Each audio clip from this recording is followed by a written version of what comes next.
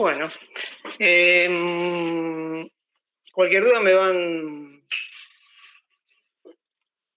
van interrumpiendo, ¿sí? Lo primero que vamos a hacer, vamos a ver una presentación.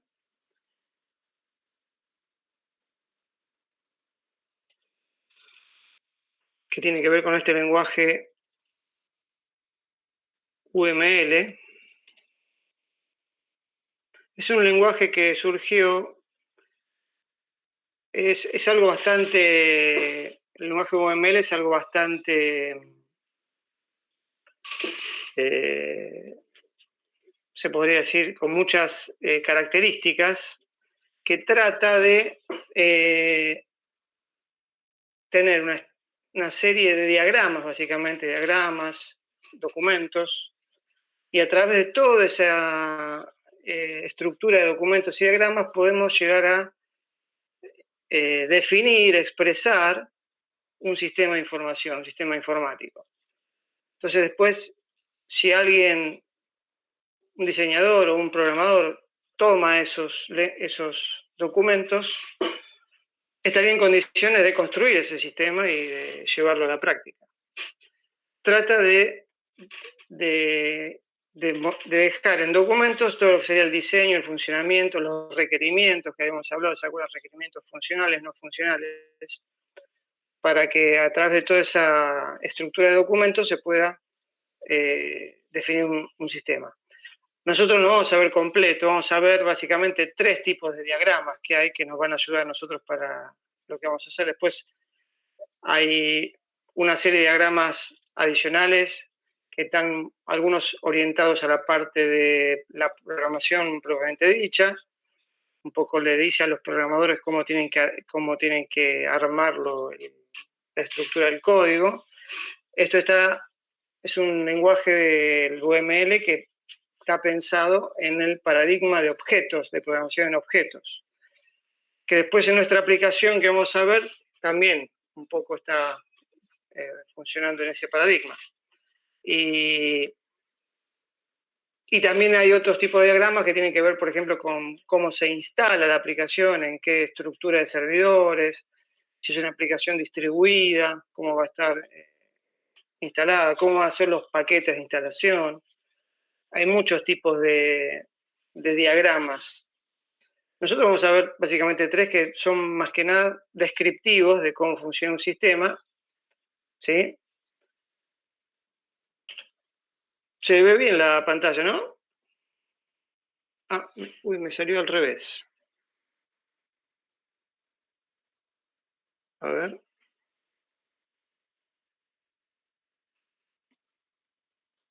Esto me tendría que salir en otra pantalla.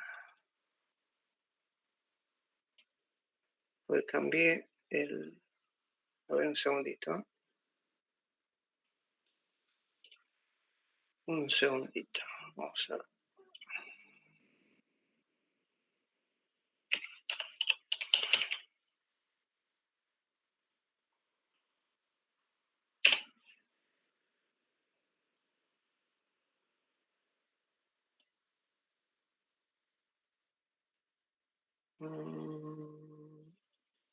Entonces vamos a...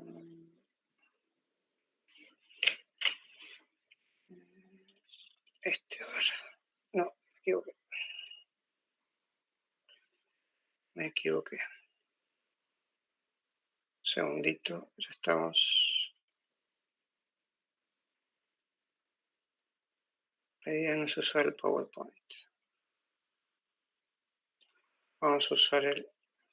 ¿Alguno usa el LibreOffice en su máquina de trabajo? No. No. ¿Todos usan el PowerPoint? El tema del PowerPoint es que, como se dice, si somos un poco más legales tenemos que comprar la licencia, ¿no? Esa sería la diferencia. Bueno, ¿qué significa UML? Son notaciones gráficas útiles para diseñar software, desarrollados en términos de la orientación a objetos, ¿sí? Pregunta, algunos ¿Tiene una idea del tema de objetos? ¿Alguna vez vio algo del paradigma de objetos en programación? Supongo que es algo de lo que estuvimos viendo en la otra clase de programación orientada a objetos, separada por clases. ¿Vos decís conmigo o con otro profesor? Sí, con usted, que vimos programación orientada a objetos. ¿Es que en una clase acá previa? Sí, 10 minutos vimos. Ah, algo, sí, yo les di una mención de eso, sí, ahora que recuerdo, sí. Está bien, pero en otra materia nunca vieron así, ni programaron ni nada, ¿sí? Básicamente los objetos son elementos de software que tienen propiedades y métodos, básicamente. Propiedades que son datos que tienen los objetos tratan de emular la realidad. Entonces yo genero un objeto por software y ese objeto va a tener acciones que puede hacer y va a tener datos o propiedades que puede tener. Los objetos se programan a través de clases y esas clases instancian objetos. Por ejemplo, yo tengo una clase que es bicicleta y después yo para hacer distintos tipos de bicicleta yo tengo que instanciar la clase de bicicleta y generar objetos de tipo bicicleta. Y voy a tener bicicletas capaz con distintos colores, distintos tamaños, distintas características. A ver un segundito que hay una persona más. ¿Quién es? Hola. Buenas, hola, profe. Justo escuché el gling gling. Ah, perdón, tuve un día muy ajetreado hoy. Está bien, no hay problema. Perfecto. Bueno, estamos viendo el tema de UML, que es un lenguaje de definición útil para diseñar software. Se llama lenguaje porque es toda una serie de términos, de diagramas, de cosas, de familias de cosas que sirven para identificar un sistema, ¿sí? Fíjese, acá tenemos una pequeña... Los bloques, los building blocks, serían los bloques para construir. Son estructurales, de comportamiento, de agrupación, de anotación, de relaciones y diagramas. Todo eso trata de explicar cómo funcionaría un sistema informático, ¿sí? Un poco cómo está construido, por un lado, que son con las clases, los componentes. Hoy con las aplicaciones distribuidas a través de Internet es muy común tener a veces distintos sucursales donde tienen distintos sistemas redundantes también, entonces uno puede establecer como si fueran nodos, ¿sí? Bases de datos que están duplicadas en distintos lugares, servidores que están redundantes también, por ejemplo, ¿no? Después tenemos diagramas de comportamiento, que tienen que ver con cómo una aplicación funciona en cuanto a su comportamiento interno, sus datos y a lo que muestra con el usuario, ¿sí?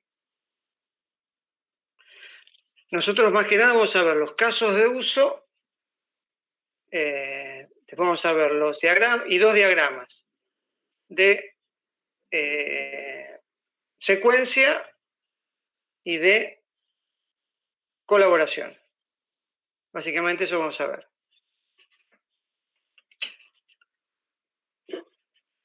Acá tenemos otra definición por tipos de diagrama. Tipos de diagramas estáticos tienen que ver con cómo está armada todos los componentes, la estructura que tienen esa aplicación.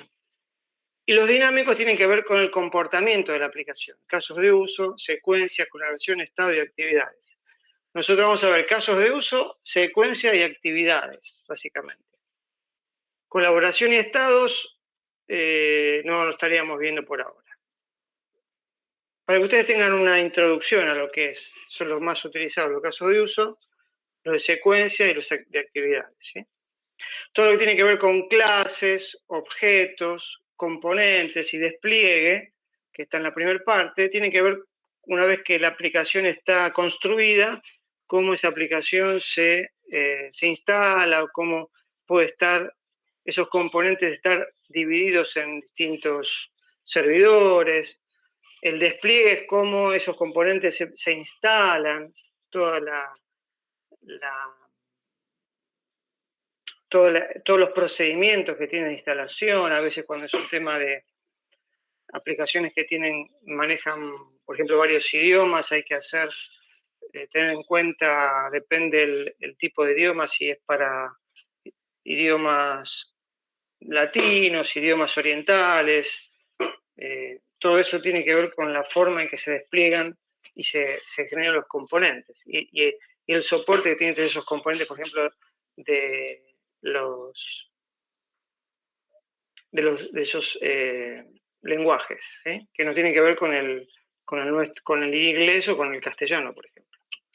Entonces, acá hay un poco la forma de trabajar, fases de diagnóstico y diseño. Primero se definen los casos de uso. El modelo del dominio tiene que ver con los datos. La interacción tiene que ver con la forma en que las personas y los componentes interactúan entre sí. Y las clases de diseño tienen que ver con la estructura interna de cómo se programan el uso de los datos contra los usuarios, ¿sí? Más que nada nosotros vamos a ver los casos de uso, ¿sí? Y algunos de interacción. No vamos a ver todo completo, como ya les dije.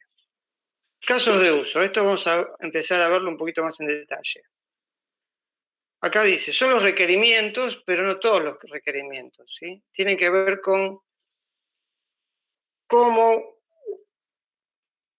puede ser que un usuario interactúe con el sistema. Nosotros un poco vimos que no es el mismo concepto, pero es parecido, como en el diagrama de flujo de datos, el componente, el actor que le decíamos, interactúa con el sistema. Acá es un poco una mezcla, porque tiene que ver el actor, qué proceso corre del sistema, ¿sí? Algún tipo de proceso. Los actores acá pueden ser usuarios propiamente dichos, o pueden ser otros sistemas, como también habíamos visto en el diagrama de flujo de datos. O sea, nuestro sistema principal puede interactuar con otros sistemas o puede interactuar con personas. Y esos casos de uso se pueden diagramar de esa forma, ¿sí? Como dice acá, en el último punto, se recomienda que sea con una caja negra, a nivel de análisis. O sea, ¿qué hace?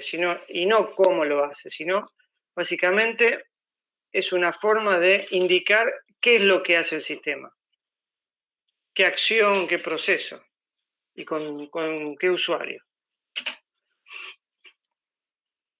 Pueden tener variantes, extender de otro, eso estaríamos en un análisis un poco más fino.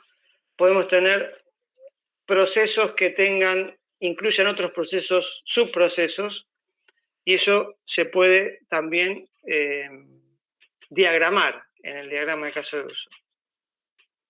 ¿Sí? ¿Qué es lo que tenemos? Casos de uso, actores y relaciones de dependencia, generalización y asociación.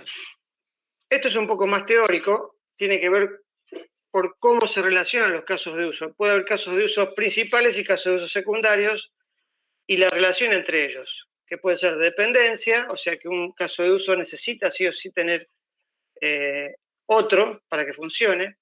Generalización, o sea, un caso de uso que es específico se puede generalizar a acciones un poco más generales. O asociación, o sea que un caso de uso pueda incluir algunos otros para su funcionamiento.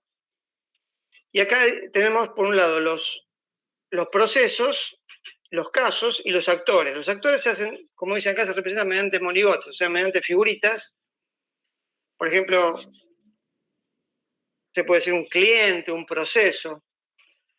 Y acá dice, un actor solo puede conectar a un caso de uso mediante una asociación, ¿sí? Tiene que haber una conexión entre un actor y un caso de uso, o varios, ¿sí? Depende. Pero tiene que haber una conexión. Si no, no tiene mucho sentido el diagrama. Y acá les voy a mostrar algunos ejemplos, ¿sí? Esto, por ejemplo, es una compra a un cliente. Tenemos los actores, que son las figuritas de personas. A la izquierda tenemos el cliente, customer.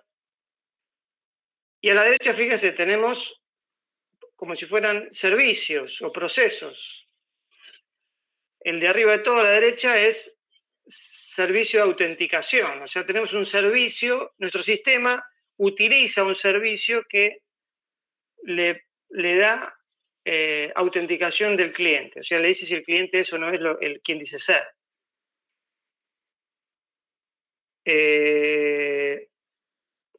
Un servicio de identidad para dar los datos del cliente, un servicio de pago, ¿sí? Por ejemplo, no sé, algún servicio de tarjeta de crédito, por ejemplo, y otro servicio que dice abajo de PayPal, que es otro sistema de pago. ¿Todo esto para qué? Este usuario y todos estos servicios utilizan estos procesos, ver los ítems que el cliente va a comprar, hacer una compra, completar, o sea, como si fuera completar el carrito y pagarlo, y después por abajo hay otro proceso que es independiente, que es el login, ¿sí? Son todos procesos que el sistema tiene y acá nosotros indicamos con qué actores interactúa. Cada proceso, qué servicio necesita para funcionar, ¿sí? Y eso a través de todas estas líneas, que son las conexiones. Acá tenemos, por ejemplo, otro ejemplo, un sistema de documentos, ¿sí? Esto es como si fuera, cuando lo vi, me hizo recordar a nuestro sistema de documentos que vamos a tener de control de fraude. Esto básicamente lo que indica es como si fueran para subir los documentos, más que nada. Es como si fuera un repositorio de documentos. Tenemos dos actores, el usuario a la derecha, a la izquierda, y el webmaster, que sería como el administrador. Y el usuario puede ser buscar, search, browse, mostrar, ver eventos, o sea, ver cosas que se hicieron sobre un documento. Y el login. El login es algo muy característico en estos sistemas porque es necesario para poder identificar al usuario, ¿sí? Y también puede hacer el usuario subir documentos, upload documentos. Y fíjense, para hacer todas esas acciones tenemos los servicios que están a la derecha, servicio de descarga, servicio de previsualización, servicio para buscar carpetas, manage folders. Y también, fíjense que el webmaster abajo tiene un servicio que es agregar un usuario, ¿sí? Él tiene la capacidad de agregar usuarios, no un usuario común. Es un proceso que solamente lo tiene disponible el administrador y lo hace a través de este servicio que es agregar compañía, ¿sí? Acá tenemos otro que básicamente, estos fíjense que son todos procesos en el medio y son distintos actores del mismo proceso, son todos usuarios.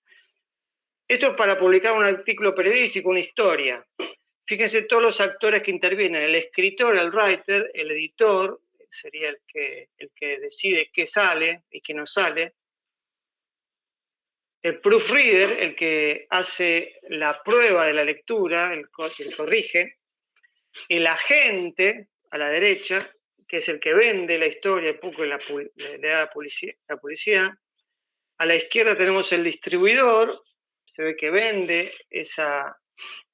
ese artículo en algún formato, en formato de revista, de libro, y abajo el vendedor de libros, como si fuera el que le vende al usuario final. Y fíjese que en el medio tenemos todo el proceso que significa desde que un escritor genera, lo de arriba genera un borrador, un draft, después hay una revisión de ese borrador, después el que le corrige le manda sugerencias de mejoras, de edits.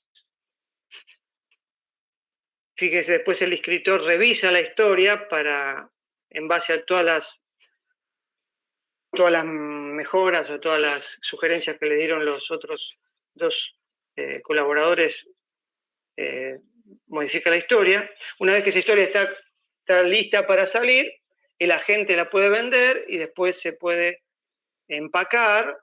Package, podríamos decir que se genera algún libro, alguna revista, algo que engloba varias historias para poder venderse, y después tenemos el que vende las historias.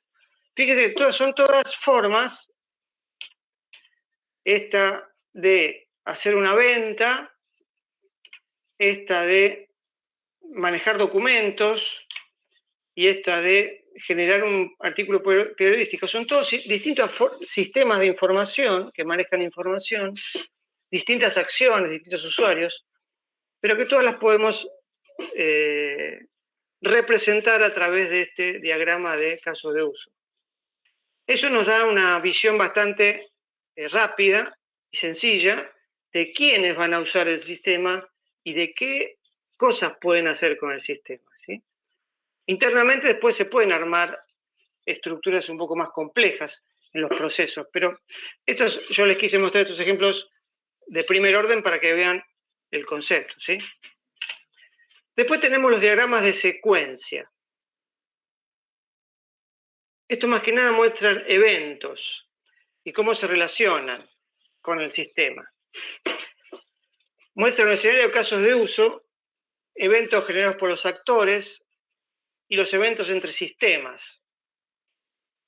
Y básicamente esto sí muestra una secuencia. ¿Se acuerdan que en el diagrama de caso de uso no tenemos acá una secuencia? Este en particular tiene como si fuera algo vertical, ¿no? Pero este son todos procesos, actores y servicios que no tienen una secuencia así preestablecida. En cambio, el diagrama de secuencia sí nos va a dar una secuencia de cosas que están pasando. Acá tenemos otras características. Tampoco es necesario, como dice acá, crear un diagrama de secuencia para todos los casos de uso, ¿sí? Y forman parte del modelo de casos de uso. Son buenos para comprender la conducta de varios objetos en un solo caso de uso. Este diagrama de secuencia nos da una relación entre objetos de distinto tipo y cómo se relacionan. Los objetos, ¿se acuerdan que tenían métodos? Esos métodos se pueden también pensar como si fueran mensajes. O sea, un objeto, cuando quiere ejecutar un método de otro objeto, es como si el objeto 1 le manda un mensaje al objeto 2, por ejemplo, no sé, subir documento. Entonces el objeto 2 ejecuta ese método, subir documento, porque el objeto 1 le dio la orden o le pasó el mensaje. Estos diagramas de secuencia sirven para ver cómo esos mensajes van viajando entre los objetos y cómo son la ida y la vuelta. Tiene que ver con la conducta, tiene que ver con la secuencia. Fíjense cómo es el formato. El formato son como si fueran líneas verticales, ¿sí? Cada línea vertical es un objeto, una instancia de algo. Y entre cada línea vertical viajan, ¿ven? Acá, no sé si el mouse se ve, crear nueva venta, ¿ven? Como que el cajero le manda a través, por ejemplo, un botón de una aplicación, crear nueva venta. Y el sistema le devuelve la venta hecha, introducir artículo, el sistema le devuelve la artículo y cantidad, le devuelve la descripción total, finalizar venta, el sistema calcula el total con los impuestos, el cajero ingresa un pago, realizar pago, y el sistema le dice cuánto es el vuelto. Esto es toda una secuencia de acciones que se van dando,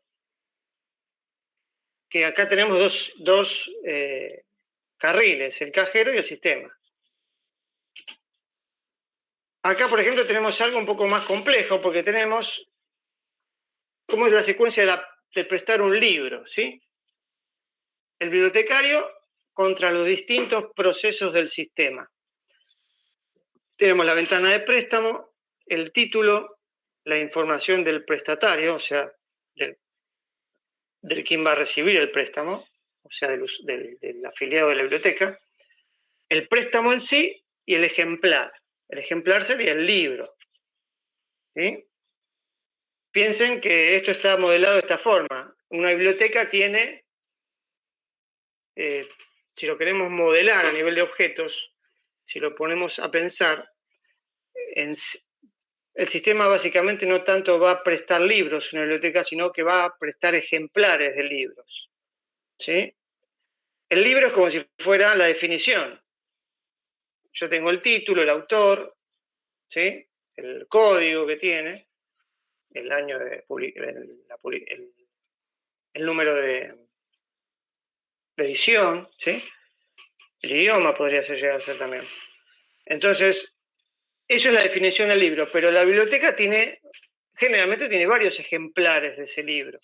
Entonces, la biblioteca en sí lo que hace es prestar un ejemplar. O sea, internamente el sistema va a tener que tener un registro de sus libros y un registro de sus ejemplares, que son realmente los que se prestan. Entonces, el bibliotecario acá, por ejemplo, encuentra un título, lo busca. Es la interacción que hace con el método de encontrar y le pasa el título como string, como parámetro para buscarlo. Después encontrar el título. Primero busca el título, después busca el ejemplar, encontrar sobre el título, ver si hay ejemplares disponibles. ¿Sí? Después tenemos otro proceso que es identificar al socio, al prestatario. Trata de encontrar al prestatario y una vez que lo encuentra, crea el préstamo. El préstamo va a ser una unión de varios datos. Va a ser qué ejemplar, qué fecha se hizo el préstamo, cuándo vence ese préstamo, por ejemplo, y a quién se lo prestaron, a ese prestatario. ¿Sí? O sea, el préstamo va a ser una unión de varios datos y vamos a guardar una lista de préstamos para saber cuáles son los ejemplares que tenemos fuera de la biblioteca prestados. ¿Sí? Hasta acá más o menos se va entendiendo. Tema casos de uso y diagrama de secuencia. Sí, profe, más o menos. Los casos de uso tienen que ver con los procesos y los usuarios, y después tenemos los diagramas de secuencia que tienen que ver con qué cosas tiene que hacer el usuario contra los procesos del sistema, con distintas acciones. Y después tenemos otro que también es interesante, el diagrama de actividad. El diagrama de actividad es como si fuera una especie de diagrama de flujo.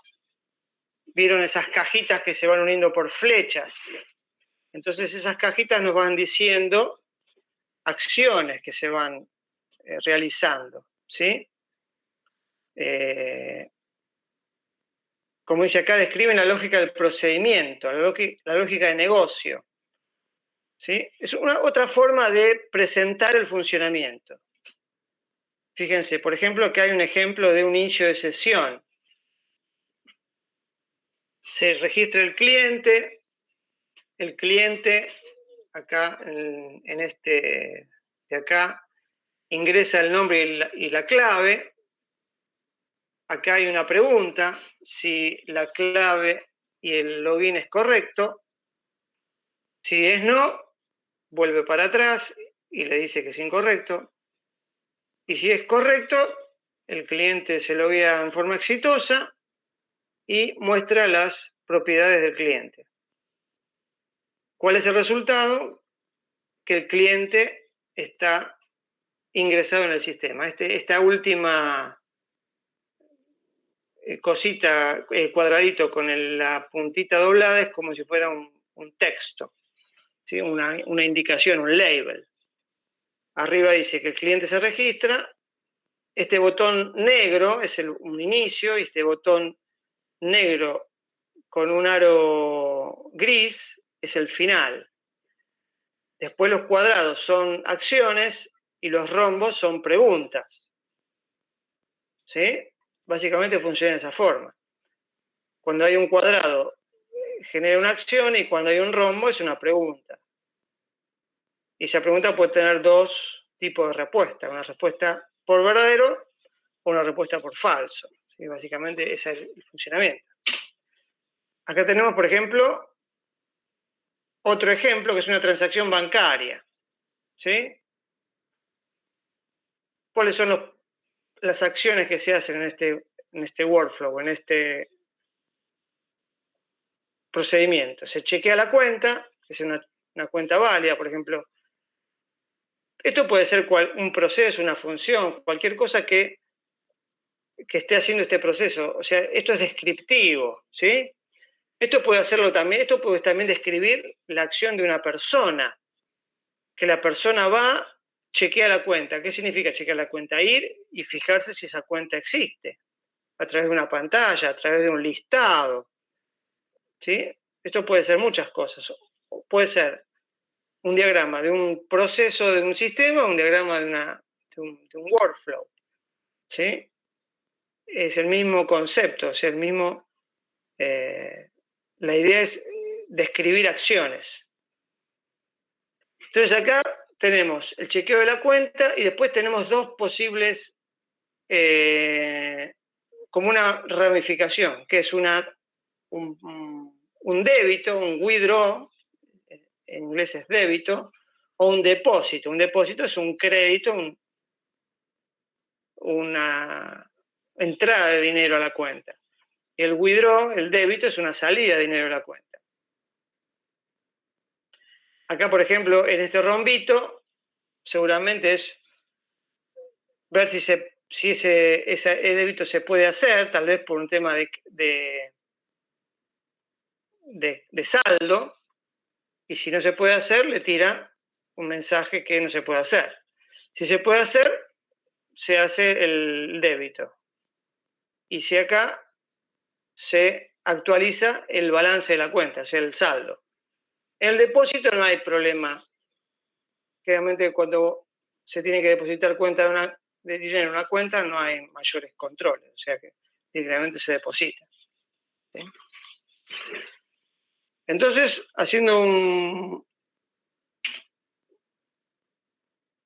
vamos a viendo una integración un poco de estos tres tipos de diagramas.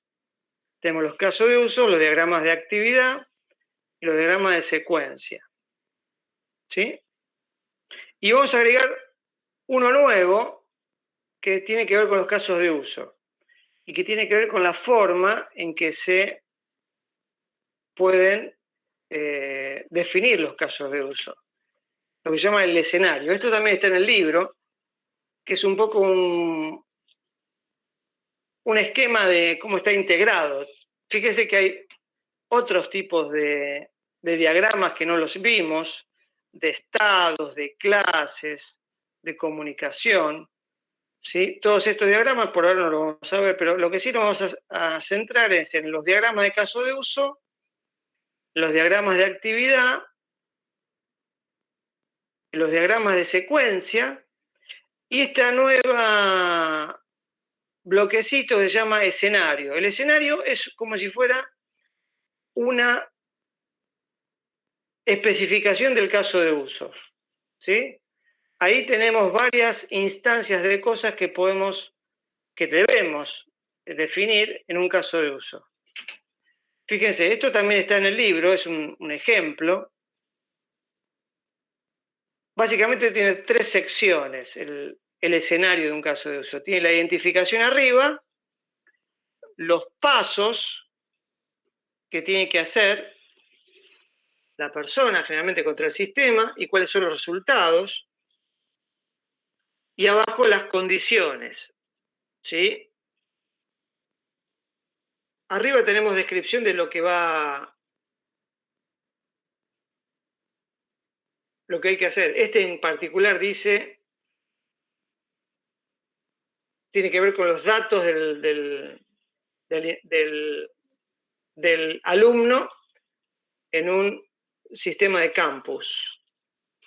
Fíjense que generalmente los casos de uso también se le da como un código único, porque a veces en un documento de descripción de un sistema hay muchos casos de uso, entonces la forma de poder identificarlos es darle algún tipo de código único, ¿sí? Algún numerador. Fíjense que están los actores, acá es el estudiante, entonces acá podríamos dibujar un estudiante. La descripción permitía al estudiante cambiar su propia información. O sea, esto sería una interacción del estudiante contra el sistema de campus. Acá aparece algo nuevo que se llama evento desencadenador. O sea, esto después lo vamos a ver un poco en la aplicación. O sea, cuando nosotros tenemos una interacción entre un usuario con una aplicación, generalmente el usuario genera un evento en la aplicación, en la pantalla, por ejemplo. Generalmente hacer un clic, un botón, ¿sí? Ese evento es el que genera el inicio de todo el proceso. Pues las interfaces generalmente se manejan por evento, o alguna entrada de teclado y darle un enter, ¿sí? Esa aplicación que nosotros tenemos programada, al recibir ese evento, inicia el proceso.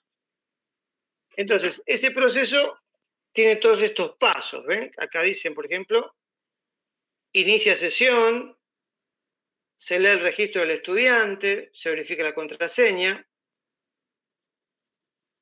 se muestra la información personal del estudiante, o sea, como que le presenta una pantalla con todos sus datos. Punto 4, el estudiante introduce los cambios se validan, o sea, se ve que aprieta un botón de validar, y después fíjense que hay otras acciones que tienen que ver con lo internas al sistema. Se escribe el registro del diario de cambios, o sea, como que hay un registro de cambios que está habiendo en el sistema, y se envía a la página web de confirmación. Y fíjense que vimos la descripción y vimos los pasos, y después vemos las condiciones. Un caso de uso generalmente puede tener precondiciones que se deben cumplir para que se pueda hacer. Si esas precondiciones no se cumplen, el caso de uso no puede avanzar.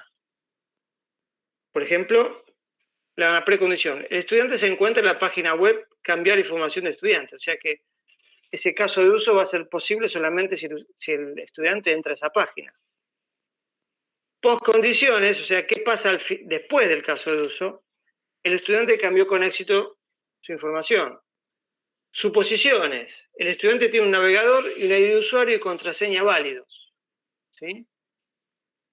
Requerimientos cumplidos. Permitir que los estudiantes puedan cambiar su información personal mediante el uso del sitio web seguro. Y acá, por ejemplo, puede haber alguna especie de cuestión pendiente. Prioridad y riesgo. Esas son todas información que por cada caso de uso uno tiene que hacer para que después ese caso de uso pueda ser programado y pueda ser en cierta forma probado, ¿sí? De alguna forma. O sea que este caso, en este caso en particular, el usuario va a poder cambiar su información solamente de esa página, no va a poder cambiar la información desde otra página. ¿Sí? Bien. ¿Alguna pregunta con este tema?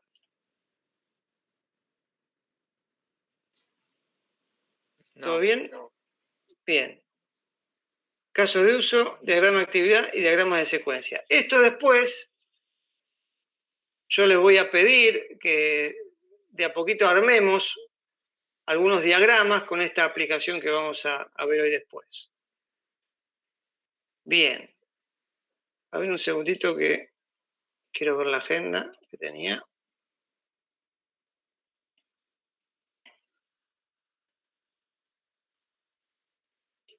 Vamos a ponerla por acá, la agenda. Bien. Bueno.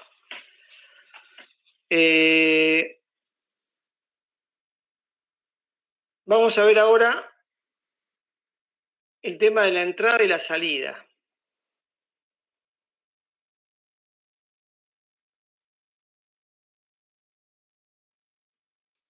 Tiene que ver con las páginas y los formularios, ¿sí? Vamos a dejar de compartir un poquito y les voy a mostrar un poco el pizarrón.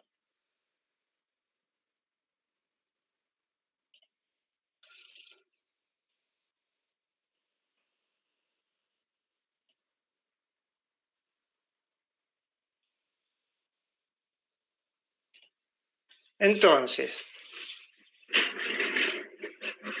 ¿se acuerdan que habíamos dicho que los procesos de sistemas, tenemos al actor y generalmente hay una pantalla con la que el actor interactúa, ¿sí? Eso se lo denomina la entrada, o el in, ¿sí? En inglés. Y después tenemos distintos tipos de salida de información que el sistema generalmente puede ir a los usuarios o a otros sistemas. ¿Sí? Esto es un poco hablar del diseño de lo que es la entrada y la salida. Son conceptos básicos. ¿Sí? La entrada tiene que ver básicamente con la interacción con el usuario, con las pantallas. Diseño de pantallas, ¿sí? A ver, alguno que me diga alguna pantalla que haya visto alguna vez de algo que no le haya gustado cómo funcionaba o cuál era el problema que veía. ¿Una interfase? Sí, una pantalla de interfase de una aplicación. Alguno que haya visto una que se acuerda que no les gustó, que no les funcionaba, que no tenía algún problema. La de Edmodo. ¿Cuál? La de Edmodo. La estamos usando y me da 10.000 problemas a mí. No entiendo bien cómo se llama. ¿Cómo es? ¿Modo? Edmodo. Modo. ¿Y qué sería? ¿De qué es eso? Es como una plataforma virtual. Ajá. Para profesores y estudiantes. Ah, mira, no lo conocía. ¿Y qué problemas le ven? Hoy, por ejemplo, tenía que subir con una especie de clase. Sí. Y al principio, en los primeros 10 minutos más o menos, aparecía bien, digamos, la actividad puesta, 3 preguntas, los 2 minutos, todo así en español, digamos. Sí. Y a la hora más o menos decía 0 preguntas, pero igual entrando a la actividad se ve todo normal, pero viéndolo desde fuera sin entrar aparecía como 0 preguntas, todo en inglés, me parece como está muy mal hecho, pero no sé si es solo a mí. Está bien.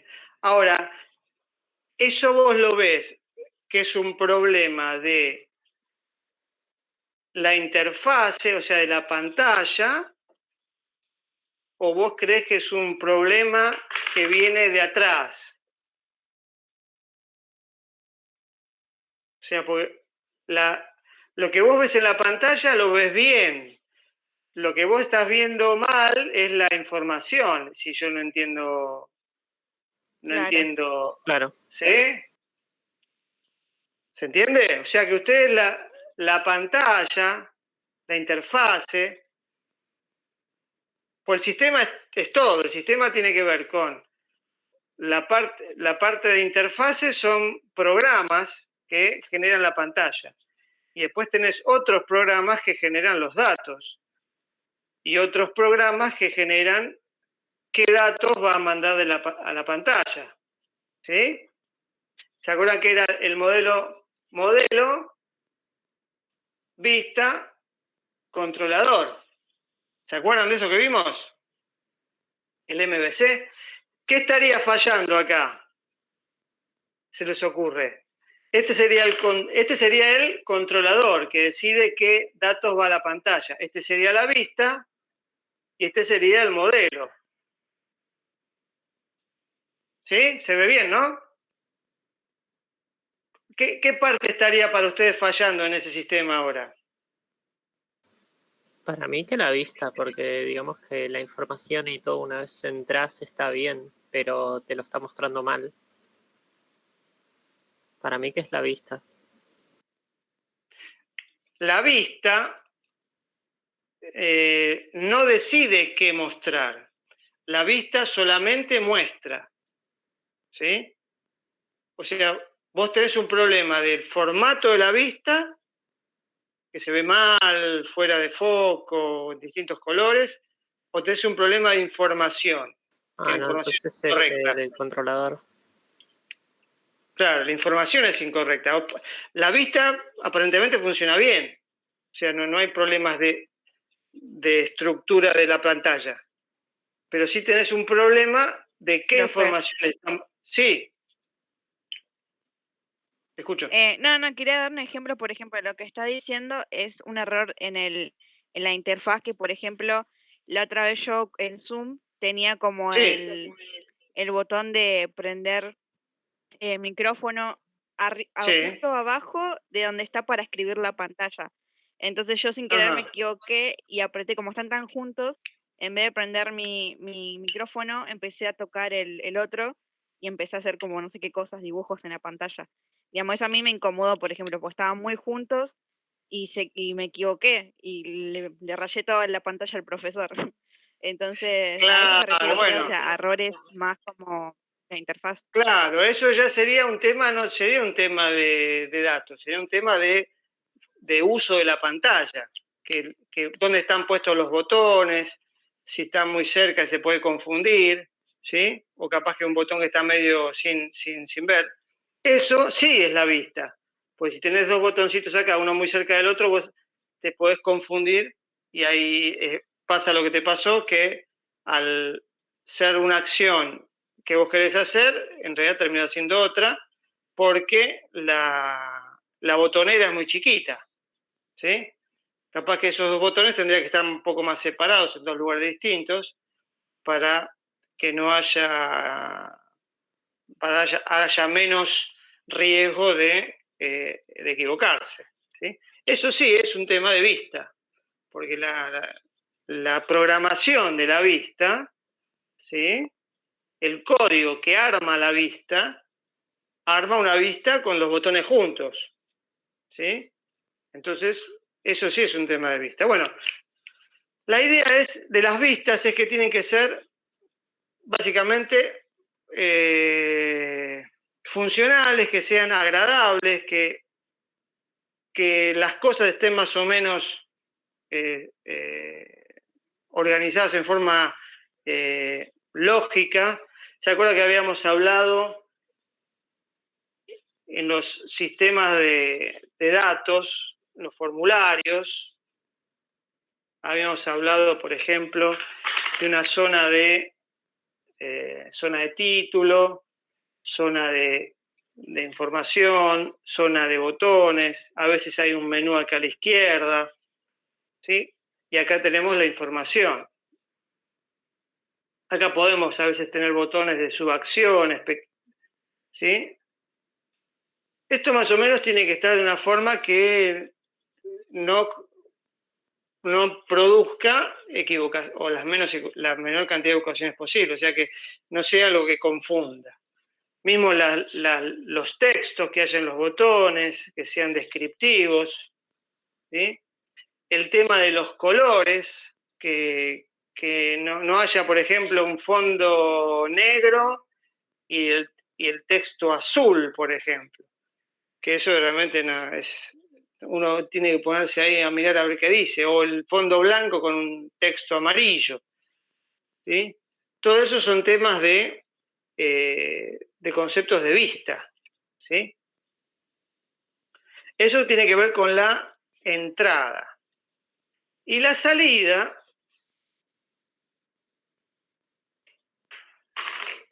tiene que ver con el formato que presentamos la información.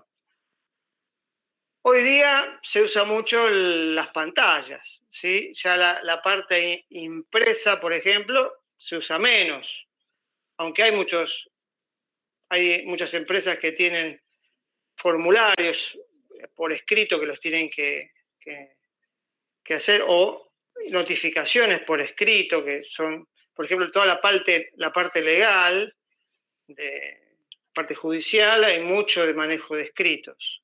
Entonces, todas las salidas de los sistemas legales tienen que tener un formato escrito correspondiente. Tiene que ver con la cantidad de salida y con la calidad de la salida, el lugar por donde sale, los usuarios de la salida. Siempre hay que tener en cuenta todos esos elementos. Todas esas entradas y salidas tienen que estar especificadas en los requerimientos de nuestro sistema. Y en el momento de que se especifican, después se programan y se construyen. Una de las cosas que tenemos hoy día también hay que considerar con las aplicaciones en Internet y con las aplicaciones móviles, que tenemos sistemas de... las estructuras de los sistemas hoy son servidores, ¿sí? Y una cantidad muy grande de aplicaciones satélites. Por ejemplo, no sé, una aplicación típica líder es la de Mercado Libre o la de Mercado Pago. O, por ejemplo, una aplicación bancaria del uso del home banking, que cada uno tiene su celular y una aplicación que está ahí corriendo, ¿sí? Aparte, acá tenés aplicaciones de escritorio, ¿sí? O sea, los esquemas de las aplicaciones hoy es tener servidores con muchos usuarios. Entonces, en las tecnologías web, básicamente, tenemos salidas que se llaman pull y push. En inglés, pull significa tirar y push significa empujar. Las tecnologías push tienen que ver generalmente con las notificaciones. ¿O ustedes tienen alguna novedad en esta aplicación? Por ejemplo, no sé, cuando compran algo en Mercado Libre y después el tema del envío del producto, les van llegando notificaciones de en qué estado está el envío. Eso se lo denomina técnicamente como notificaciones push o salida push. Eso es una salida que tiene el sistema hacia el usuario correspondiente.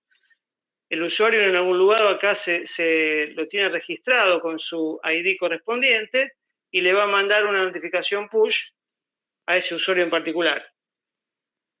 Eso cuando es una notificación personalizada. Hay notificaciones que se hacen a nivel general. Por ejemplo, cuando es una oferta. El Cyber Monday, alguna oferta de ese tipo. Ese tipo se manda una notificación push a cada dispositivo, ¿sí? Eso también es una tecnología bastante específica porque los servidores tienen que tener como si fueran una lista de todos los dispositivos que tienen conectados, ¿sí? Entonces tiene que mandar notificaciones a cada uno, ¿sí? Y esos son partes del sistema específicamente dedicadas a la parte de notificaciones, ¿sí? No es cuestión, no es parte de tal vez la programación del negocio, sino es un tema de como si fuera un servidor aparte, ¿sí? Un servicio aparte, un servicio de notificaciones. Entonces, internamente el sistema le dice, bueno, manda esta notificación y acá este servicio toma a todos los usuarios que tienen conectados y le manda esa notificación.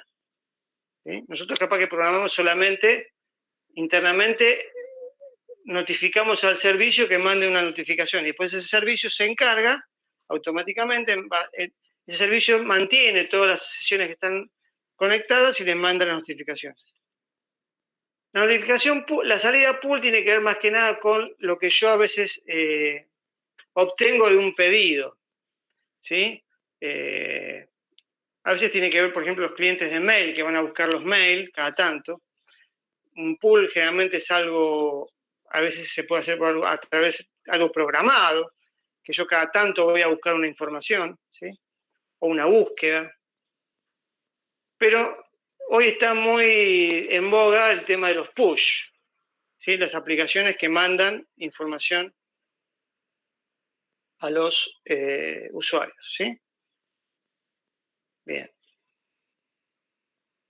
¿Alguna pregunta de esto?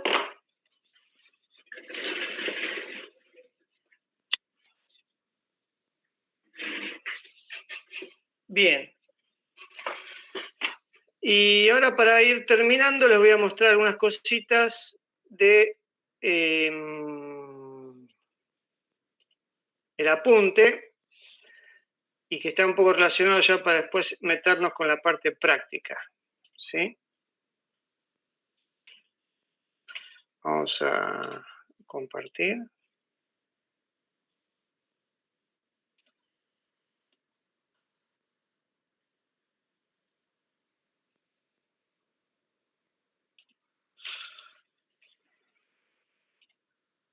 Entonces, lo que les quería mostrar es algo relacionado con la entrada, ¿sí?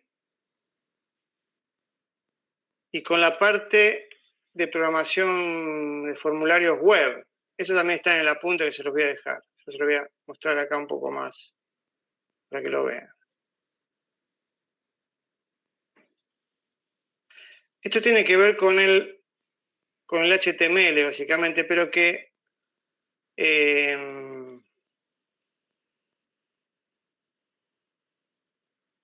acá esto podríamos también mirarlo rápidamente. Las entradas.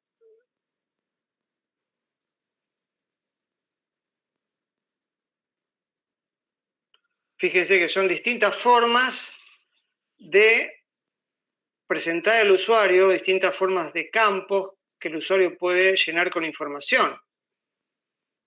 Generalmente el usuario puede ingresar un texto cuando le piden el nombre, el apellido.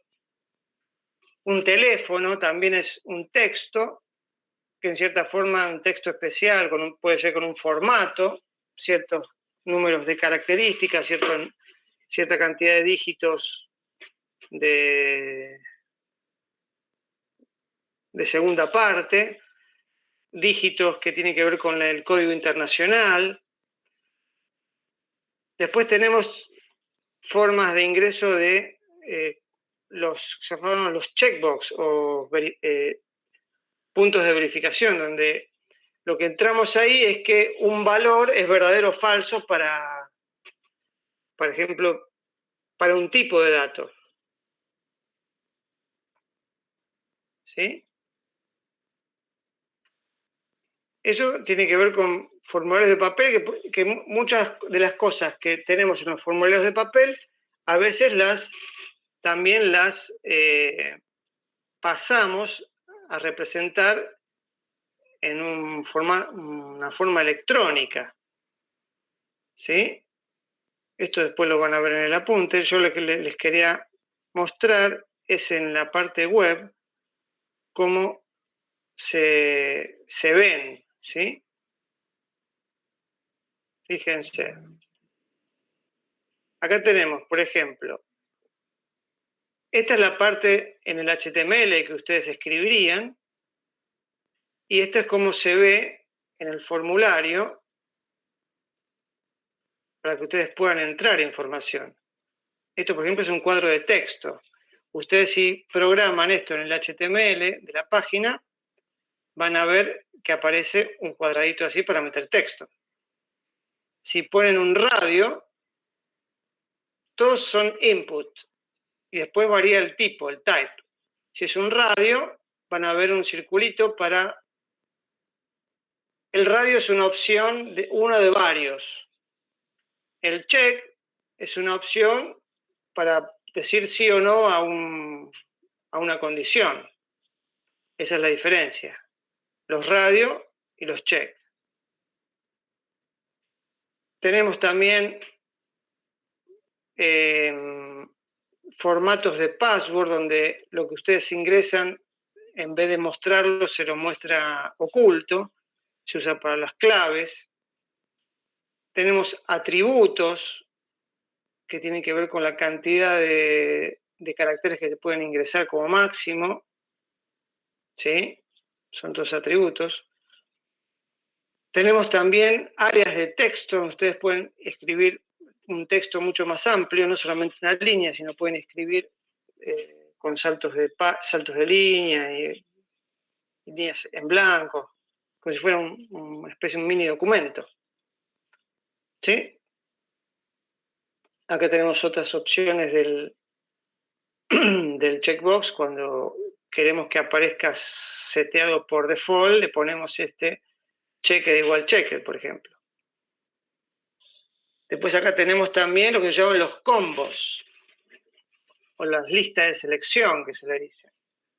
Uno tiene que escribir este select, terminarlo con el /select, y después cada opción que va a aparecer en el combo se pone con esta option y /option. Entonces acá aparecen desplegado el combo. Tiene opciones de seleccionar más de uno también. Si uno quiere que la selección sea más de uno, puede ponerle. Otra de las cosas que podemos ingresar en los formularios web son archivos. O sea que nosotros podemos tener un archivo en nuestro disco o en algún lugar y podemos enviarlo a través del formulario web. Entonces aparece este botón. Profe, aparece sí. ¿esto es HTML? Sí, HTML. Sí. Después lo vamos a ver en la aplicación, que vamos a ver un poco más práctica. Esta es la forma, cómo se escribe el HTML, y acá a la derecha tenemos la forma en que aparece en la página, cómo se renderiza, se podría decir. Acá tenemos, fíjense, distintos tipos de botones. Los botones son acciones. Cuando ponemos un botón, lo que hace el botón es enviar la información al servidor. El formulario es como si está del lado, ¿se acuerdan que nosotros hablamos del el paradigma cliente-servidor? O sea, del lado cliente tenemos un formulario y del lado servidor tenemos una aplicación. El formulario está del lado cliente y cuando queremos enviar la información al servidor tenemos que apretar un botón, por ejemplo. Y estos son todos distintos formatos de botones. Cuando apretamos ese botón, la información viaja y el servidor la captura. ¿Sí? Bueno. Básicamente era esto, darle un poco un resumen de esto.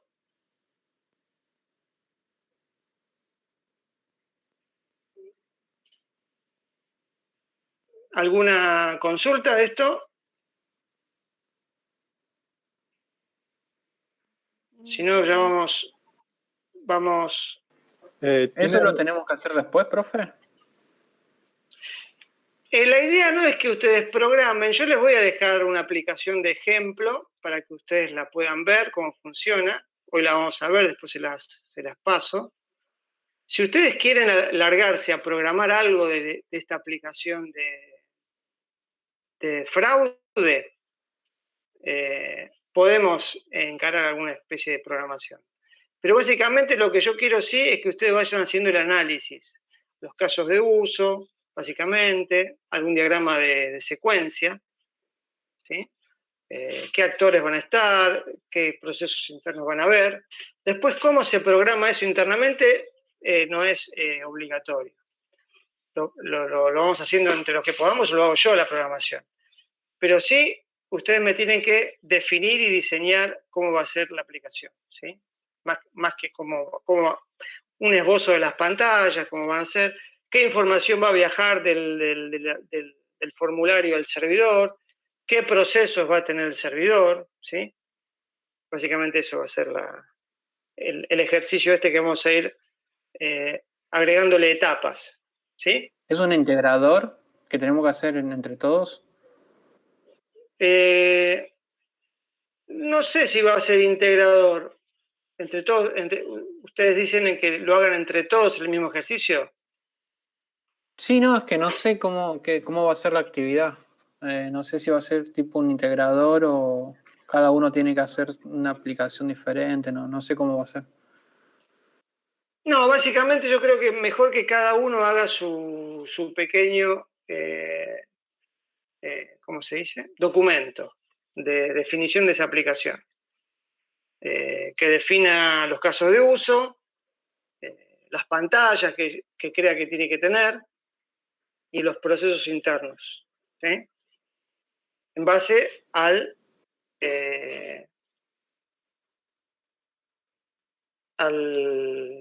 enunciado que dimos, ¿sí? Me gustaría que cada uno lo piense y lo trate de esbozar en un documento. Esa sería la idea, ¿sí? Profe, ¿es el ejercicio de entrar libros? ¿Es ese? ¿De entrar datos en una biblioteca? No. Es el que vimos, el 200, el de control de fraude. Ah, listo. Ese. Vamos a ir trabajando sobre ese. ¿Sí? Bien.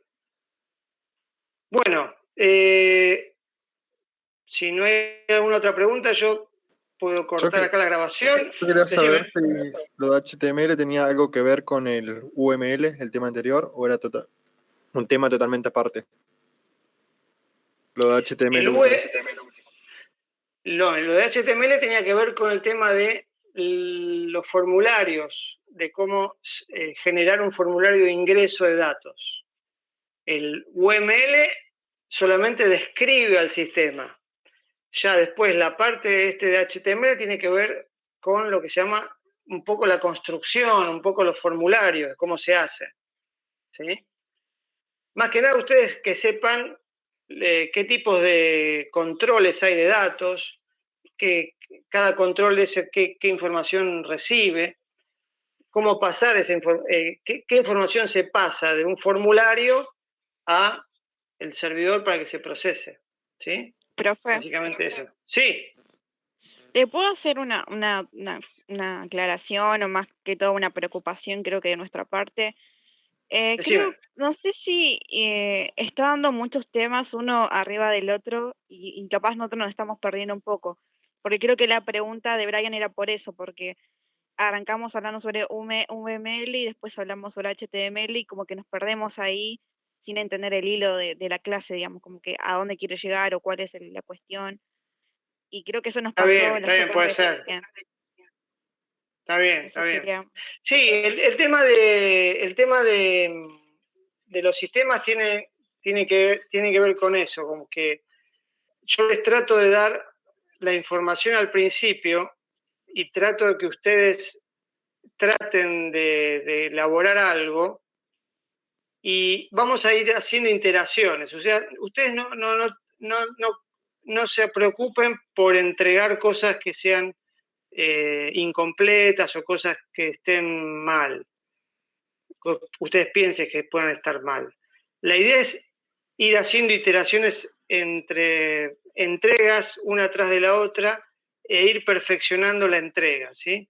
porque yo sé que esta es una materia muy densa en el sentido de todos los temas que abarca, y no tenemos mucho tiempo para andar tal vez haciéndolo con el tiempo, todo el tiempo necesario. Entonces yo trato de tirar los temas ahora para que ustedes después empiecen a integrarlos todos en cierta forma, ¿sí?